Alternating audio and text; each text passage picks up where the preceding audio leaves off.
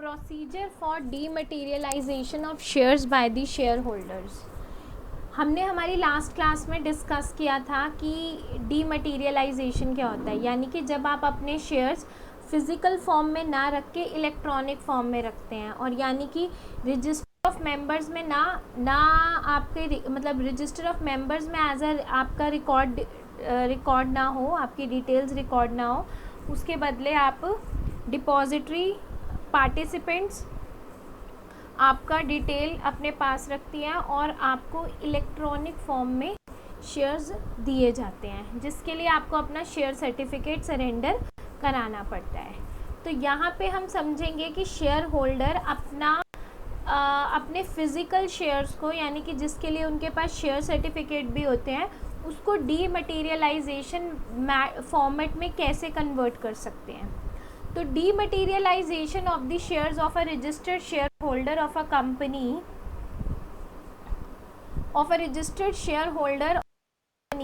उसके लिए क्या करना है, आपको सबसे पहले किसी डिपॉजिटरी पार्टिसिपेंट के पास जाकर अपना अकाउंट ओपन करवाना है। The share holder has to enter into an agreement with the depository. आपको पता है 2 डिपॉजिटरी काम करती है इंडिया में, NSDL एंड CDSL। हमने इसके बारे में ऊपर पढ़ा था। शेयर होल्डर को एक अग्रीमेंट एंटर करना होता है डिपॉजिटरी के साथ। वो किसके थ्रू? DP के थ्रू, डिपॉजिटरी पार्टिसिपेंट। आपको वहाँ पे अकाउंट ओपन करना होता है। A person who has entered into an agreement under section 5, अगर आपने DP में अकाउंट खुलवा लिया तो आपको सबसे पहले क्या करना है, जो आपके फिजिकल शेयर सर्टिफिकेट्स हैं वो आपको सरेंडर कर देने हैं। Shall surrender the certificate of the share for which he seeks to avail the services of a depository to the company in the manner specified in the SEBI according subsection 2 of section 6 of the act. Company के पास जब share certificate आ जाता है, DP का आपकी company के साथ भी एक अग्रीमेंट होता है, तो शेयर सर्टिफिकेट जो कंपनी होती है उसको कैंसिल कर देती है, और उसके बदले में आपका नाम कहाँ पे जमा हो जाता है, डिपॉजिटरी के पास जमा हो जाता है। आपका नाम बता दिया जाता है, वहाँ पे रिकॉर्ड्स में आपका एज अ बेनिफिशियल ओनर आपका नाम एंटर हो जाता है। जो रिकॉर्ड्स कौन मेंटेन करते हैं? Depository participant. यानी शेयर होल्डर अपना सर्टिफिकेट जमा करा देगा, तो कंपनी उस सर्टिफिकेट को कैंसिल कर देगी और उसके बदले उसका नाम डिपॉजिटरी के पास, डिपॉजिटरी के रिकॉर्ड्स में एंटर हो जाएगा कि ये इस कंपनी का शेयर होल्डर है और इसके पास इतने शेयर्स पड़े हैं इन इलेक्ट्रॉनिक फॉर्म। जब इस तरह की इंफॉर्मेशन कंपनी तक पहुंचती है तो depository shall enter the name of the share holder in its record. ये मैंने अभी आपको बताया है, रिकॉर्ड में एंटर होती है as the beneficial owner of the shares, और कंपनी को इन्फॉर्म किया जाता है who shall in turn inform the share holder कि उसके शेयर्स डीमटेरियलाइज्ड हो गए हैं और उसका नाम डिपॉजिटरी इलेक्ट्रॉनिक रिकॉर्ड्स में एंटर हो गया हो। मैं दोबारा से एक बार रिपीट कर देती हूँ। अगर आपको अपने शेयर्स डीमैट अकाउंट, आपको डीमटेरियलाइज्ड फॉर्म में आपको अपने शेयर्स रखने हैं और आप एक रजिस्टर्ड शेयर होल्डर हो किसी कंपनी के, तो आप अपने शेयर्स डीमैट फॉर्म में करवा सकते हैं। सबसे पहले आपको क्या करना है, आपको एक अग्रीमेंट में एंटर करना है, डिपॉजिटरी पार्टिसिपेंट के पास जाना है। DPs होती हैं बहुत सारी, आप उधर जाएंगे, DP के पास जाके अकाउंट खुलवाएंगे। आपको एक डीमैट अकाउंट खुलवाना पड़ेगा। जब आप वो प्रोसीजर फुलफ़िल कर रहे होते हो तो आपको बहुत सारे अग्रीमेंट्स भी साइन करने पड़ते हैं, तो आप एक अग्रीमेंट में एंटर हो जाते हो, यानी कि आप अपनी मर्ज़ी से अपने शेयर्स डीमैट फॉर्म में करवा रहे हो, फिज़िकल फॉर्म से इलेक्ट्रॉनिक फॉर्म में करवा रहे हो। ठीक है, तो जो भी इस अग्रीमेंट में एंटर करता है, यानी कि शेयर होल्डर, उसको क्या करना है, अपना share certificate, physical share certificate surrender करना है।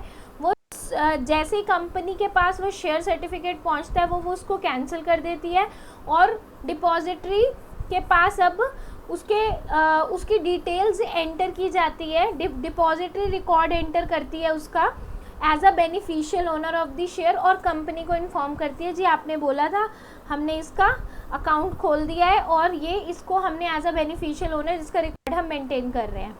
ठीक है, यानी कि अब आपके जो शेयर्स डीमटेरियलाइज्ड हो गए और आपका नाम डिपॉजिटरी इलेक्ट्रॉनिक रिकॉर्ड्स में एंटर हो गया।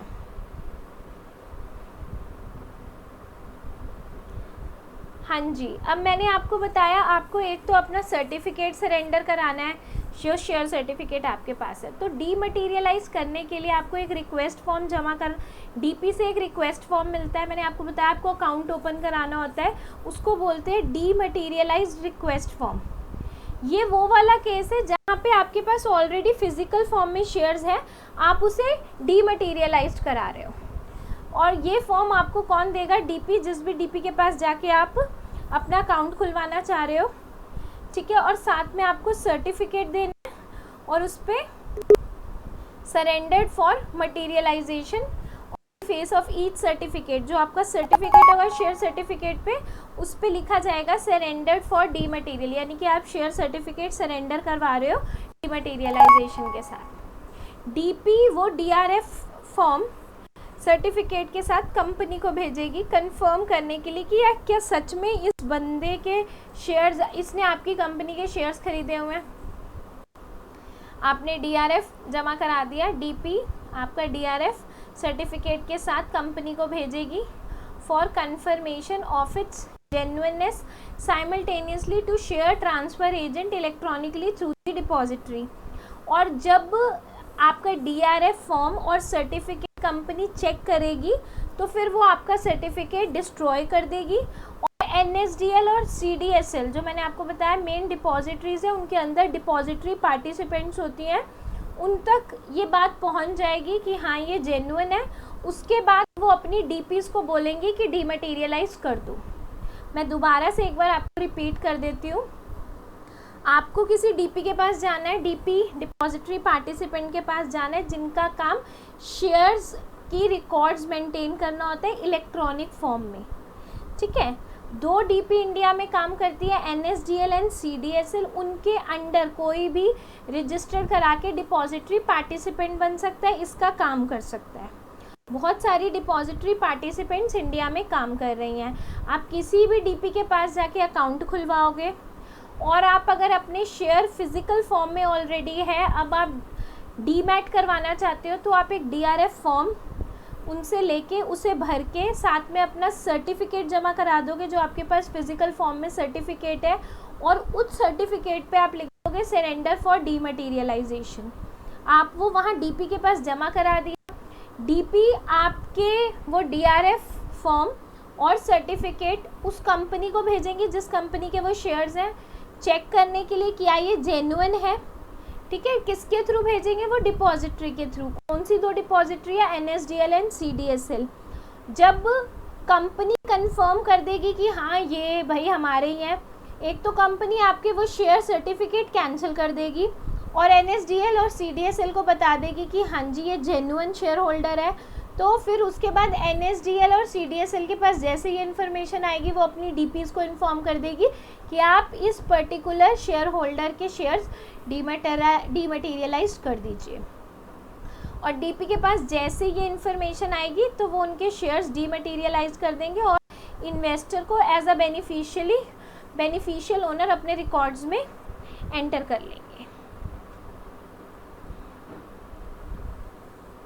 ये तो ऊपर वाला प्रोसीजर था जब डीमटेरियलाइजेशन शेयर होल्डर खुद जाके करवा रहा है। कंपनी भी अपने शेयर्स डीमटेरियलाइज करा सकती है। सबसे पहले आपको ये चेक करना है कंपनी को कि उसके एओए में ऐसा कोई क्लॉज लिखा हुआ है, क्या कंपनी ऑथराइज है अपनी सिक्योरिटीज़ को डीमटेरियलाइज कराने के लिए। सबसे पहले क्या आपको पता है, हर चीज़ में पहले एओए चेक किया जाता है, एओए के बाहर आप काम नहीं कर सकते। अगर इस तरह का कोई प्रोविज़न नहीं दिया हुआ तो आपको पता है जनरल मीटिंग्स में शेयर होल्डर से एक स्पेशल रेजोल्यूशन पास करवाना पड़ेगा और इस तरह का प्रोविज़न हमें एंटर कराना पड़ेगा। The said company which is desirous of dematerializing any of its above detailed security after having altered its article of association to incorporate an article to authorize the company to dematerialize। मैंने आपको बता दिया अगर company इस तरह से कुछ dematerialise कराना चाहती है तो वो पहले आर्टिकल ऑफ एसोसिएशन को ऑल्टर करेगी और फिर आर्टिकल में ये इनकॉर्पोरेट कर देगी, ऐड कर देगी कि कंपनी के पास पावर है कि वो डीमटेरियलाइज कर सकती। फिर उसके बाद कंपनी को किसको अप्रोच करना है, NSDL और CDSL को, डिपॉजिटरी को। Depository enter into an agreement with the company, आप NSDL और ठीक है अग्रीमेंट करोगे, कंपनी करेगी उन सिक्योरिटीज़ के बाद में जिनको वो डीमटेरियलाइज कराना चाहती है। No such agreement shall be required to be entered where the state और central government is the issuer of such securities. अगर कंपनी, जिस कंपनी की हम बात कर रहे हैं वो गवर्नमेंट कंपनी है, स्टेट और central government issuer of such securities है, तो इस तरह की एग्रीमेंट की ज़रूरत नहीं है।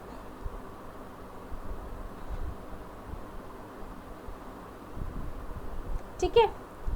If the company has appointed a registrar to the issue in case of new issue, share transfer agent for transfer or transmission, अगर कंपनी ने इस तरह से किसी को अपॉइंट किया हुआ है या वो पहली बार न्यू इशू कर रही है या कोई शेयर ट्रांसफ़र एजेंट रखा हुआ है, ट्रांसफ़र और ट्रांसमिशन ऑफ एग्जिस्टिंग शेयर, जिसके पास सर्टिफिकेट है, रजिस्ट्रेशन सर्टिफिकेट है सेबी द्वारा, तो डिपॉजिटरी जो अग्रीमेंट करेगी वो 2 पार्टीज़ के बीच में नहीं, 3 पार्टीज़ के बीच में होगा। ट्राईपार्टी अग्रीमेंट करेंगी जिसमें एक पार्टी डिपॉजिटरी है, दूसरी registrar to issue share agent है और तीसरी कंपनी है। ये तीनों के बीच में एक अग्रीमेंट होगा जिसमें ये डिक्लेयर किया जाएगा कौन सी सिक्योरिटीज़ आपकी डीमटेरियलाइज्ड हो रही है। कंपनीज़ ना कभी कभी रजिस्ट्रार टू इशू और share transfer agent transfer transmission के लिए रख लेते हैं। Thereafter the share holder में surrender their share certificate to the company, उसके बाद जो इस कंपनी के शेयर होल्डर्स हैं वो अपने शेयर सर्टिफिकेट कंपनी को ही सरेंडर कर देंगे। पीछे वाले केस में डीपी को देते हैं पहले आप, डीपी बाद में डिपॉजिटरी को बताती है, डिपॉजिटरी कंपनी से बात करती है। यहाँ पे शेयर होल्डर अपने शेयर सर्टिफिकेट सीधा सीधा कंपनी को सरेंडर कर देंगे और कंपनी इन्फॉर्म करेगी डिपॉजिटरी को, और उसके बाद कंपनी को जब उनके पास शेयर सर्टिफिकेट आ जाएंगे वो उसे कैंसिल कर देगी, जैसे पुराने केस में था, शेल कैंसिल दी सर्टिफिकेट। ठीक है, और वो अपने रिकॉर्ड्स में एंट्री कर देगी, substitute in its record the name of the depository as the registered owner in respect of all those shares and accordingly inform the depository। ठीक है, फिर आपको पता है कैसे डिपॉजिटरी तक इन्फॉर्मेशन चली गई है, तो बता देंगे जी इन लोगों ने अपने शेयर सर्टिफिकेट सरेंडर कर दिए, अब आप इनका नाम डिपॉजिटरी अपने रिकॉर्ड्स में एंटर कर लें। जब कंपनी के पास इस तरह की इन्फॉर्मेशन आ जाएगी, the depository shall enter the name, company द्वारा डिपॉजिटरी के पास इस तरह की इन्फॉर्मेशन आ जाएगी तो depository shall enter the name of the shareholders in its records as the beneficial owner of the shares and inform the company, who shall in turn inform the share holder कि उनके shares dematerialised हो गए। ऊपर और इस वाले case में procedure adopted for dematerialization of shares by shareholder by the company almost same है। वहाँ पे सिर्फ डीपी के साथ आप अग्रीमेंट करते हो एज अ शेयर होल्डर, यहाँ पे कंपनी अगर कोई रजिस्ट्रार टू इशू अपॉइंट किया है ट्रांसफ़र एजेंट, 3 बंदों के बीच में सर्टिफिकेट अग्रीमेंट साइन होता है। और ऊपर वाले केस में हमने क्या पढ़ा था कि पहले खुद ही जाके आप DRF फॉर्म लोगे डिपॉजिटरी पार्टिसिपेंट से, कि अपने सर्टिफिकेट डिपॉजिट कराओगे डीपी के पास और डीपी आपकी कंपनी को बताएगी, जबकि यहाँ पे आप कंपनी में अपने शेयर्स दे दोगे और कंपनी डिपॉजिटरी से बात करके फाइनली आपका डीमटेरियलाइज करा देगी।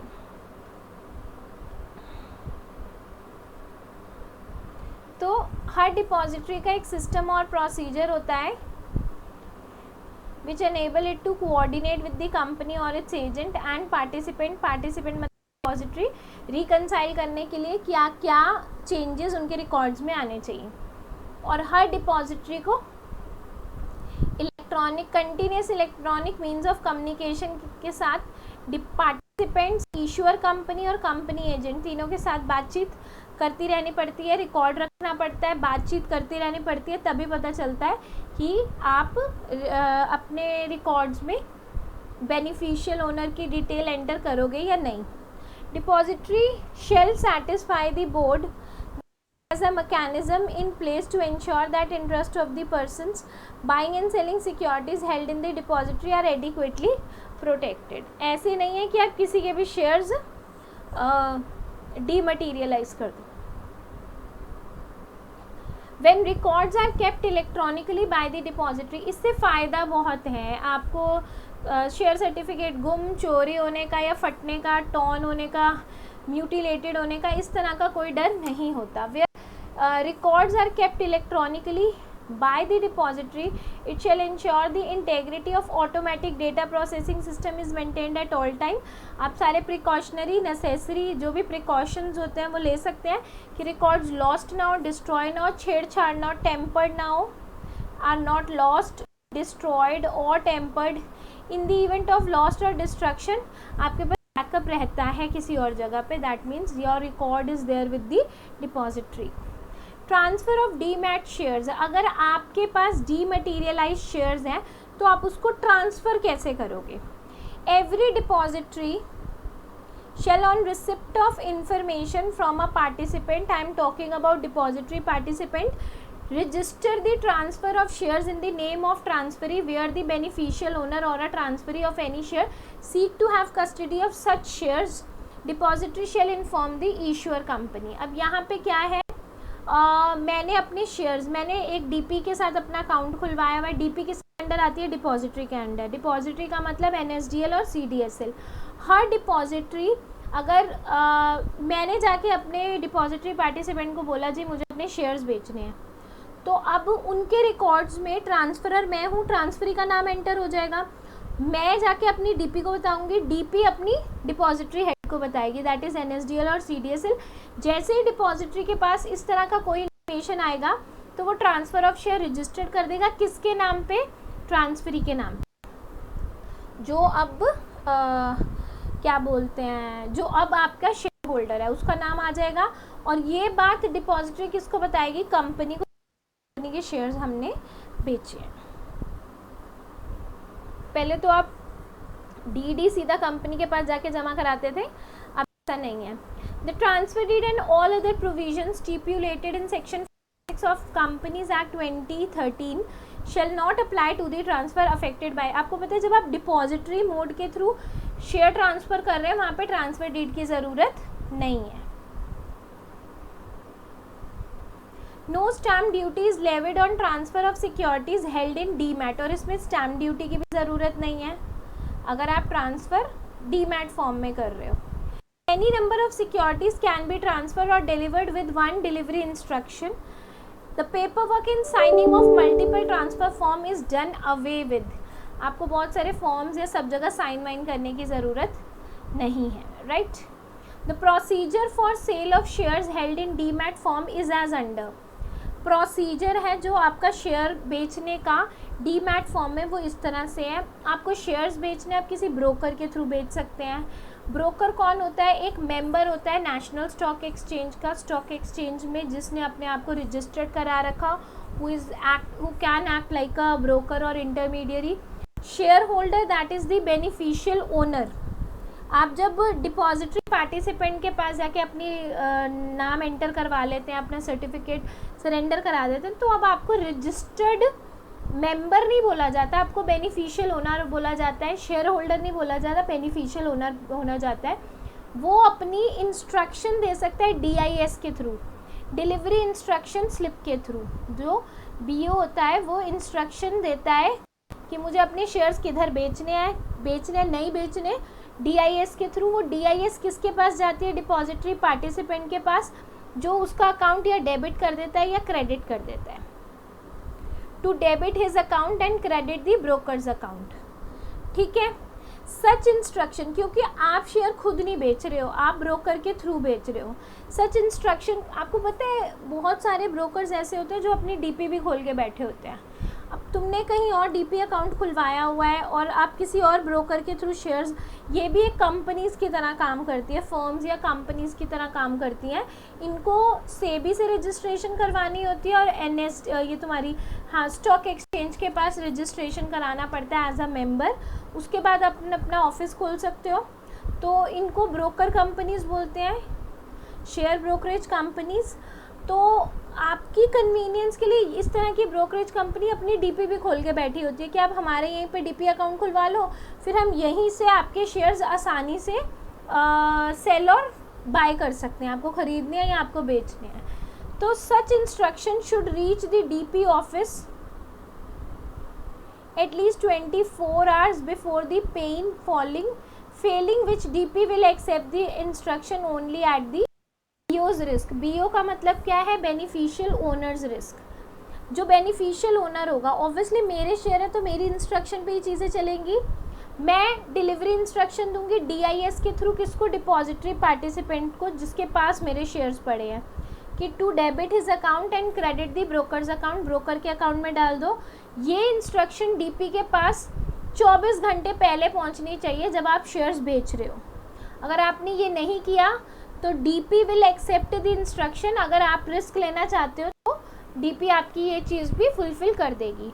Broker shall give instruction to his DP, वो अपनी डीपी को इंस्ट्रक्शन देगा कि to delivery to clearing corporation of the concern stock, कि आप जो भी ऑब्वियसली अगर ब्रोकर आपके थ्रू शेयर बेच रहा है तो वो कहाँ जाएगा? शेयर किसको डिलीवर करना है? Clearing corporation of concern stock, जिस भी स्टॉक पे आप ये बेच रहे हो। Exchange and receive payment from clearing stock, आपने बेचा तो पैसे आएंगे, आपने खरीदा तो पैसे जाएंगे। The broker shall make payment to the investor in physical form. अब जब ब्रोकर ने तुम्हारे बिहाफ पे शेयर बेचे हैं तो वो आपको पेमेंट फिजिकल फॉर्म में करेगा, चेक इशू हो सकता है। The procedure for purchase of security, अब अगर आपको खरीदने हैं, broker will receive the security, वो अपने जिस दिन आपने पे आउट डे मतलब खरीदने का दिन होगा, अपनी अकाउंट में ले लेगा आपकी सिक्योरिटीज़, और फिर इंस्ट्रक्शन वो अपनी डीपी को, उसका भी डीपी अकाउंट होगा, कि उसका अकाउंट डेबिट कर दो और बेनिफिशियल ओनर का अकाउंट क्रेडिट कर दो। खुद अपने नाम पे खरीद के आपको दे देगा, ठीक है। BO विल रिसिप्ट इंस्ट्रक्शन, जब आपको बेचना होता है तो डिलीवरी इंस्ट्रक्शन देने होते हैं, जब खरीदना होता है रिसिप्ट इंस्ट्रक्शन देने होते हैं डीपी को, कि हाँ ये जो ब्रोकर ने मेरे लिए शेयर खरीदे हैं ये आप मेरे अकाउंट में क्रेडिट करवा दो।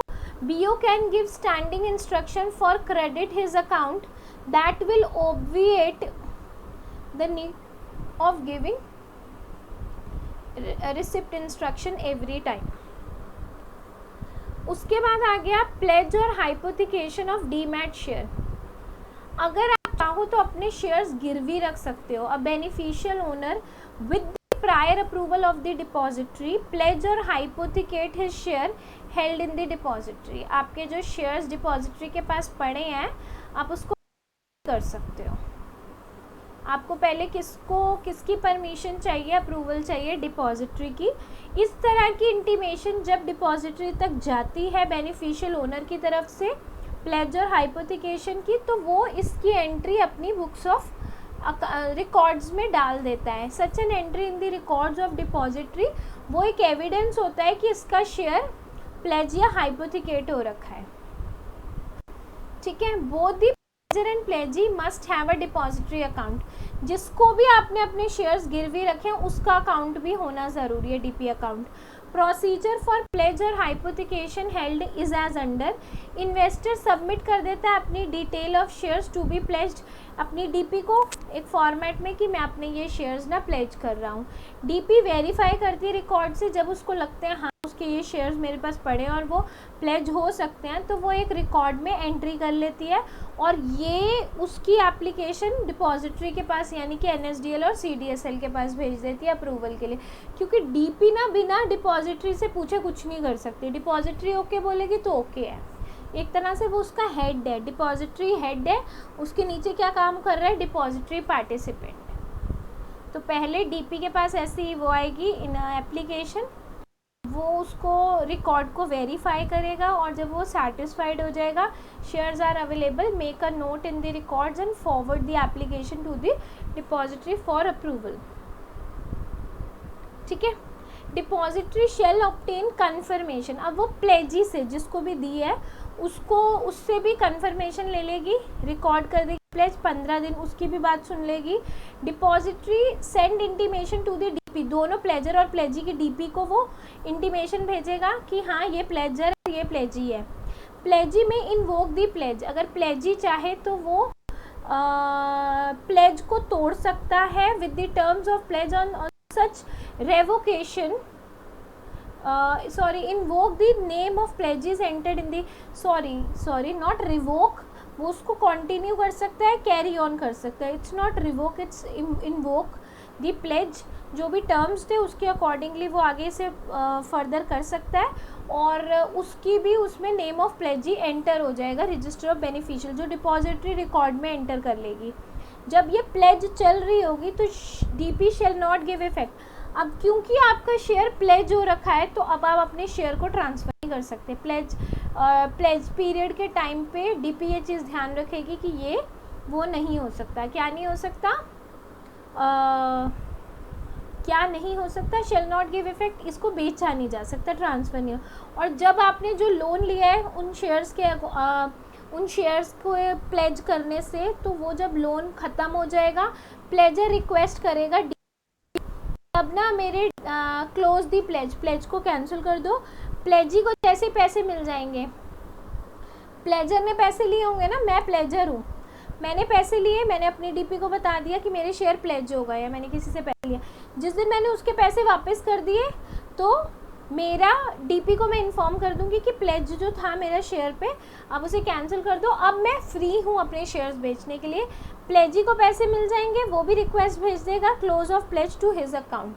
मैंने बताया था प्लेजर और प्लेजी दोनों के वो होने ज़रूरी हैं, प्लेजर और प्लेजी के दोनों के डीपी अकाउंट होने ज़रूरी है, वरना आप शेयर प्लेज करके पैसे लोन पे नहीं ले सकते। For making hypothecation of shares held in demat form the above procedure to be, मैंने बताया गिरवी रखना, प्लेज और hypothecation is the same thing. Before registering the hypothecatee as a beneficial owner the depository should obtain the consent from the hypothecator. Again एक pledger एक pledgee है, वही है, उनका नाम एज अ प्लेजर प्लेजी रखा रहेगा। अगर आपने कल नहीं पे कर पाए तो दूसरा आपका शेयर का ओनर बन सकता है, बेनिफिशियल ओनर बन जाए। अब दूसरा सिचुएशन आपकी आती है रीमटेरियलाइजेशन ऑफ सिक्योरिटीज़। जब आप अपने, पहले था डीमटेरियलाइजेशन, डीमटेरियलाइजेशन ऑफ सिक्योरिटी का मतलब था फिजिकल फॉर्म से इलेक्ट्रॉनिक फॉर्म में शेयर्स को ट्रांसफ़र करना। रीमटेरियलाइजेशन यानी कि इलेक्ट्रॉनिक फॉर्म से दोबारा से फिजिकल सर्टिफिकेट, फिजिकल फॉर्म में शेयर को ट्रांसफ़र करना, रिकन्वर्जन। पहले बेनिफिशियल ओनर शेयर के शेयर इलेक्ट्रॉनिक फॉर्मेट में, वो डीपी को रिक्वेस्ट करेगा, डीपी डिपॉजिटरी से पूछेगी, डिपॉजिटरी कौन सी, एनएसडीएल, सीडीएसएल, ठीक है। डिपॉजिटरी कंफर्म कर देगी हाँ रीमटेरियलाइजेशन रिक्वेस्ट आई है, किसको बता देगी, कंपनी के शेयर ट्रांसफ़र एजेंट को। शेयर ट्रांसफ़र एजेंट अपडेट कर देगा अकाउंट्स और सर्टिफिकेट प्रिंट करवा देगा और कंफर्म कर देगा डिपॉजिटरी को। डिपॉजिटरी अपडेट कर देगी अकाउंट, डिटेल निकाल देगी, download the details to the DP, DP को बता देगी क्या क्या डिटेल है इस शेयर होल्डर की। शेयर ट्रांसफ़र एजेंट जो कंपनी का है वो सर्टिफिकेट डिस्पैच कर देगा, डीपी भी इंटीमेशन कर देगी किसको, क्लाइंट को, यानी कि बेनिफिशियल ओनर को, कि आपकी रिक्वेस्ट मान ली गई, आपके शेयर्स रीमटेरियलाइज्ड हो गए हैं, ठीक है। Next is your issue of securities in dematerialised form by unlisted public company. Unlisted public company यानी कि जिनके शेयर्स लिस्टेड नहीं हैं उन्हें अनलिस्टेड पब्लिक कंपनीज कहते हैं। वो सिक्योरिटीज़ इशू कर सकती है ओनली इन डीमटेरियलाइज्ड फॉर्म, और वो डीमटेरियलाइज सब एग्जिस्टिंग शेयर होल्डर्स के लिए, सिक्योरिटीज़ के लिए भी एक्सरसाइज कर सकती है। Every unlisted public company making any offer for issue of any securities, buyback of securities, bonus, share right offer shall ensure, इस तरह का ऑफर देने के पहले कि उसकी जितनी भी सिक्योरिटीज़ हैं, उसके प्रमोटर्स की, डायरेक्टर्स की, केएमपीज़ की, वो डीमटेरियलाइज्ड होनी चाहिए as per depository act 1996। Every holder of security जो अनलिस्टेड कंपनी का है, जो अपने शेयर ट्रांसफ़र करना चाहता है ऑन और आफ्टर 2 अक्टूबर 2018, उनको अपने सिक्योरिटीज़ को डीमटेरियलाइज करना है बेचने से पहले, ठीक है।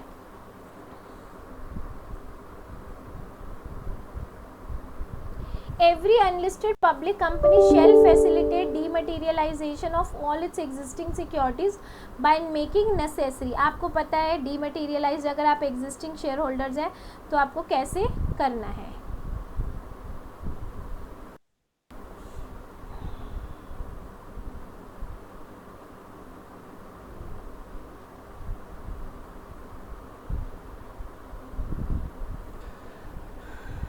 Every unlisted company shall ensure that every unlisted public company shall facilitate dematerialize of all its existing securities by making necessary application to a depository. और उसके लिए उन्हें secure international security identification number लेना होता है for each type of security, और existing security holder को इस फैसिलिटी के बारे में बताना भी होता है. ठीक है. नेक्स्ट है every unlisted public company shall ensure that it makes timely payment of fees. उसको डिपॉजिटरी को टाइमली पे करना है. Registrar to an issue and share transfer agent with the agreement. जिन जिनके साथ भी आपने अग्रीमेंट किया उनको टाइमली पे करना है. आपको सिक्योरिटी डिपॉजिट मेंटेन करना है of not less than 2 years fees with depository and registrar. इनके पास जो भी फीस आपको जमा करानी है वो टाइम से पहले करवानी है. ठीक है. और रेगुलेशंस और डायरेक्शन और गाइडलाइंस और circular if any issued by the SEBI और depository from time to time. Dematerialization से रिलेटेड कोई भी कंप्लायंस अगर बोला जा रहा है वो आपको फुलफिल करना है. No unlisted public company which has defaulted in sub rule 5, अगर ये इसमें से कोई भी उन्होंने डिफ़ॉल्ट किया है, shell make any security or buyback or issue or bonus right share till the payment to the depository or registrar shall transfer agents are made. आप इस तरह का कोई भी ऑफर नहीं कर सकते.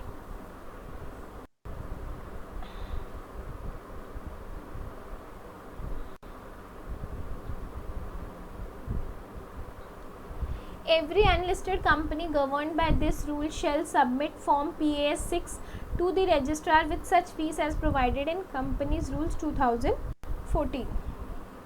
ये तो सिर्फ कंप्लायंसेस है, क्या क्या आप फीस पे करनी है, क्या क्या आपको कंप्लायंसेस फुलफिल करने हैं कंपनी रूल्स के हिसाब से. With in 60 days from the conclusion of each half yearly duly certified by a CS in practice और CA इन प्रैक्टिस. ठीक है. कंपनी को इमीडिएटली डिपॉजिटरी को बताना है अगर कोई भी डिफरेंस, अगर आपको पता चलता है कि आपने शेयर कितने इशू किए हैं और कितने डीमैट फॉर्म में हैं, वो दोनों सेम होने चाहिए. ऑब्वियसली जितने आपने शेयर इशू किए हैं उतने ही डीमैट फॉर्म में होने चाहिए. अगर रिकनसाइल नहीं हो रहा तो कंपनी को किसको बताना है? NSDL और CDSL को.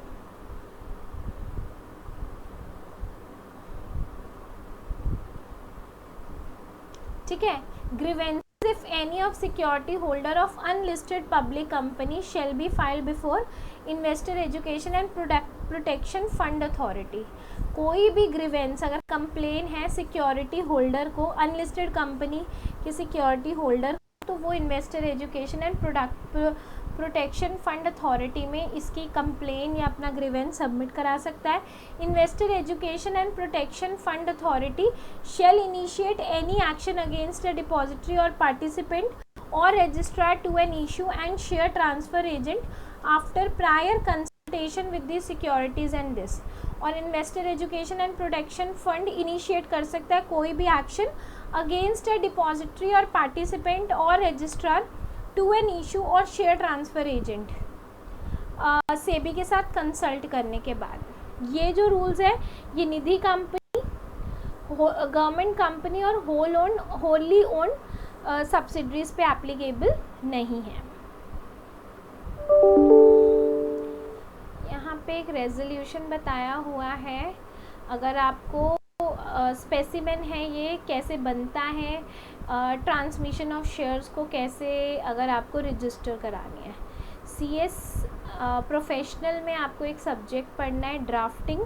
उसमें ये सब इस तरह के फॉर्मेट्स आपको बनाने के लिए आते हैं कि आपको कैसे ये सब बनाना होता है.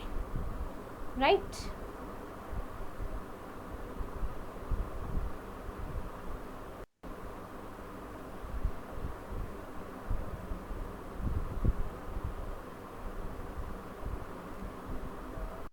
ये सारे पॉइंट्स उसी में दिए होते हैं। बेसिकली अभी आपको ज़्यादा ड्राफ्टिंग से रिलेटेड कुछ आता नहीं है एग्ज़ाम में, बिकॉज़ ये फाइनल में फुल फ्लेज एक सब्जेक्ट है।